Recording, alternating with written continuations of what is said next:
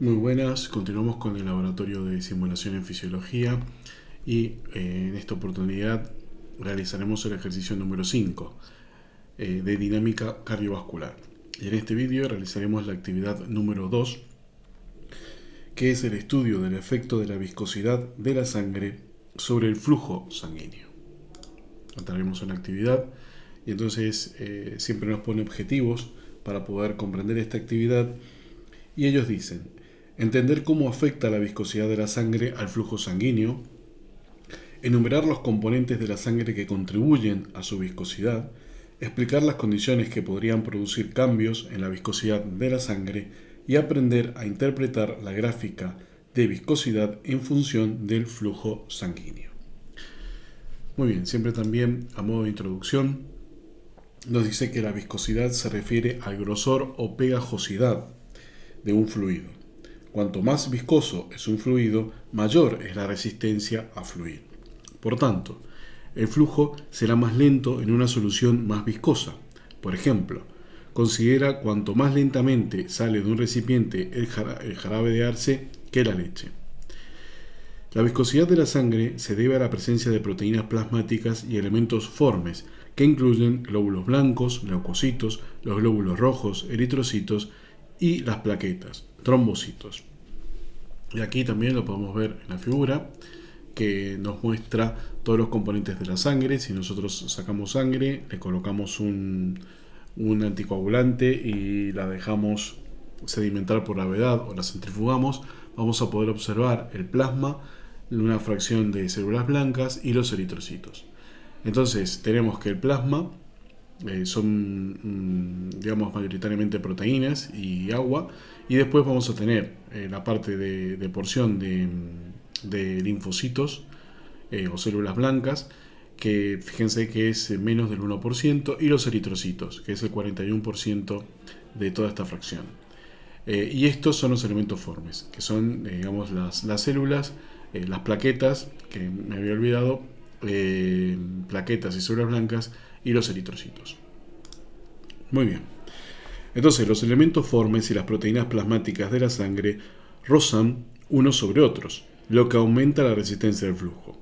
Con una viscosidad entre 3 y 5, la sangre es mucho más viscosa que el agua, a la que por lo general se le da un valor de viscosidad de 1. Un organismo en equilibrio homostático tiene una composición de la sangre relativamente estable.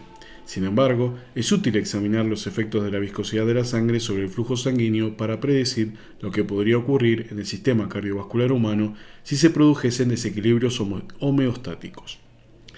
Factores tales como la deshidratación y la alteración del número de células sanguíneas modifican la viscosidad de la sangre. Por ejemplo, la policitemia es un trastorno en el que hay un exceso de glóbulos rojos, y ciertos tipos de anemia producen un menor número de glóbulos rojos. El incremento del número de glóbulos rojos aumenta la viscosidad de la sangre y su descenso la disminuye. En esta actividad examinarás los efectos de la viscosidad de la sangre sobre el flujo sanguíneo. El experimento incluye 2 recipientes de cristal y un tubo que los conecta. Imagina que el recipiente de la izquierda es tu corazón y el tubo es una arteria, y el recipiente de la derecha es el lugar de tu organismo, como por ejemplo otro órgano. Muy bien, este es el equipamiento a usar, y como siempre nos hace unas preguntas acerca de la actividad para que la podamos comprender correctamente. Entonces la pregunta número 1 nos dice: ¿cuál de los siguientes no es un elemento forme? O sea, estamos hablando de la sangre. Los leucocitos sí, los eritrocitos sí, las plaquetas también, y las proteínas del plasma sabemos que no. Muy bien, la segunda pregunta nos dice que la trombocitopenia es una reducción de las plaquetas. ¿Qué efecto crees que esto podría tener en la viscosidad de la sangre? ¿Aumentar la viscosidad, disminuir la viscosidad o ningún efecto sobre la viscosidad? Obviamente que sabemos que las plaquetas son elementos formes, y entonces lo que va a ocurrir es, si disminuyen, va a disminuir la viscosidad de la sangre. Vamos a tener menos elementos formes. Muy bien, la pregunta número 3 nos dice: ¿cuál de los siguientes no contribuye a la viscosidad de la sangre? Las proteínas plasmáticas, el recuento de glóbulos rojos, el conteo de células blancas o nivel de oxígeno en la sangre. Obviamente que aquí sabemos que son los niveles de oxígeno en sangre que no van a contribuir a la viscosidad de la sangre. La pregunta número 4 dice: la viscosidad afecta más directamente al radio del vaso, a la resistencia periférica, a la longitud de los vasos o a la presión sanguínea. Entonces, obviamente que sabemos que es la resistencia. Obviamente que la viscosidad va a afectar directamente a la resistencia que va a tener un vaso sanguíneo.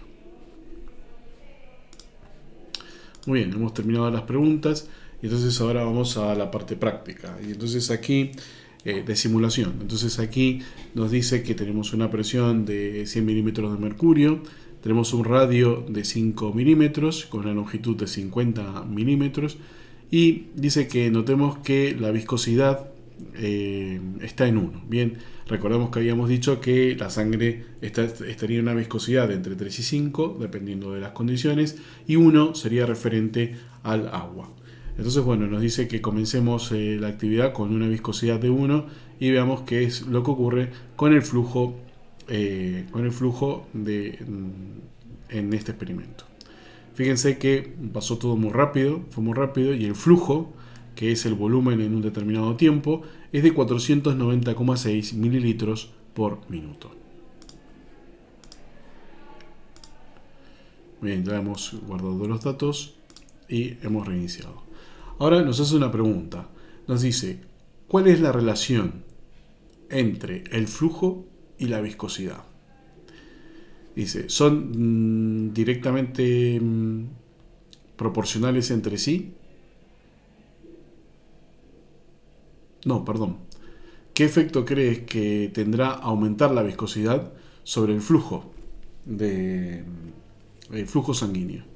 Entonces dice que es un aumento, no cambiará, hay un aumento en el flujo sanguíneo o una disminución en el flujo sanguíneo.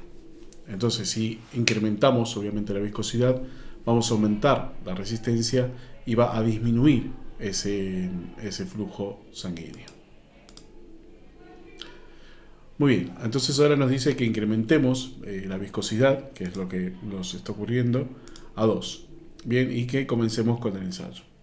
Incrementamos la viscosidad y entonces fíjense lo que ha ocurrido con el flujo.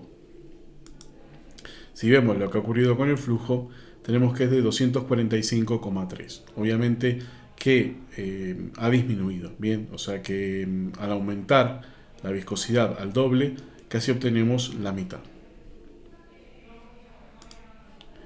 Muy bien, continuamos, hemos ya guardado los datos y ahora nos dice: ¿cuál es la relación entre el flujo y la viscosidad?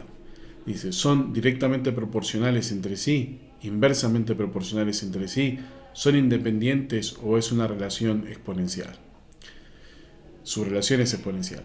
Entonces, obviamente que sabemos que es inversamente proporcional, porque a medida que uno aumenta, el otro disminuye, y si el otro disminuye, el otro aumenta. Entonces, son inversamente proporcionales.